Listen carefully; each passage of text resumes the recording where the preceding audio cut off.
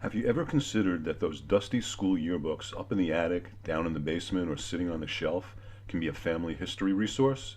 Creating family tree diagrams with boxes of names, dates, and places may be a genealogist's goal, but being able to add personal information about the individuals in your tree makes your family history memorable. School yearbooks can help humanize the names in your tree. We tend to think of our grandparents as old people, and if you think about great-grandparents, well, they must be even older.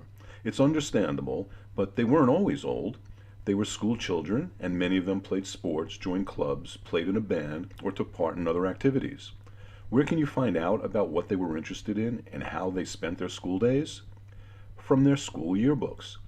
Think of your own college or high school yearbook. Think about the group photos of your student government, the football team, the math club, the school newspaper staff, the honor society, and of course, the seniors photo section. There's plenty of interesting stuff in those yearbooks. Who can you find in yearbooks? Well, of course you'll find students. In smaller towns, you might want to review the surnames of all the students in the yearbook to find extended family members. Also, because it's possible that a student can have a senior photo and also appear in additional photos for groups they've joined, you should probably go through all the pages of the book. In addition, you'll find non-students. Think of all the photos of administrators, teachers, and staff. If your ancestor was a teacher by trade, finding a series of yearbooks where they worked could be very helpful. So think of yearbooks as a source of photos for those in the education field. What kind of info might you find? For students, of course, you'll be interested in the photos. Under students' names, you might find a description of that person with personal characteristics.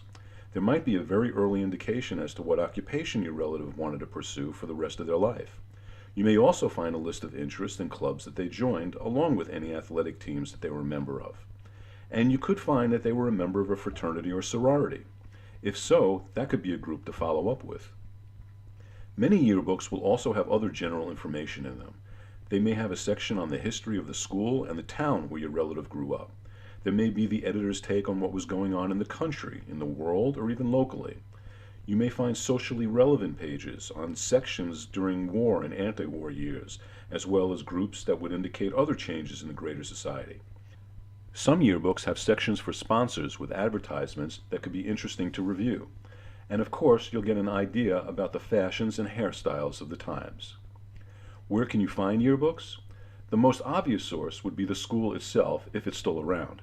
Some schools have archives online which you can search. Otherwise, it might take a phone call or a visit to find what you're looking for. By the way, some schools issued yearbooks annually at the end of the school year, and others issued yearbooks twice a year after each semester. If the school no longer exists, you might try the local branch of the public library where the school used to be. Another possibility is a local historical society where the school is or used to be. Try doing a search on eBay and you might be amazed how many yearbooks are available for sale. Or try social media. See if there's a Facebook page for the school or maybe alumni from the school that have a page, a Twitter account, or a Pinterest page. And speaking of alumni, you might consider contacting the school's alumni association to see what information they might have to help you further your research. Finally, our own society set up the JGSLI Yearbook project. The goal was to match up people who own copies of yearbooks with people looking for information from those books.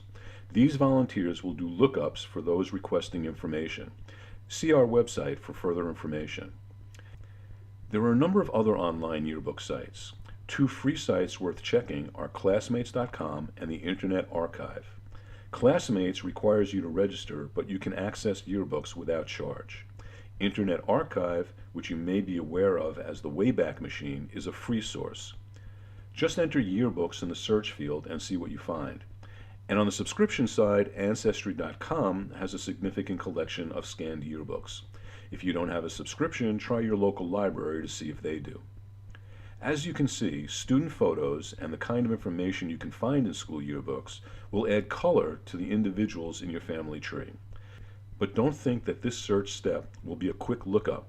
Be prepared to spend some time taking a trip down memory lane.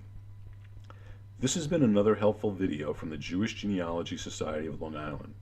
Please visit our website at www.jgsli.org for more information on our monthly speakers, beginners workshop, and other projects and resources.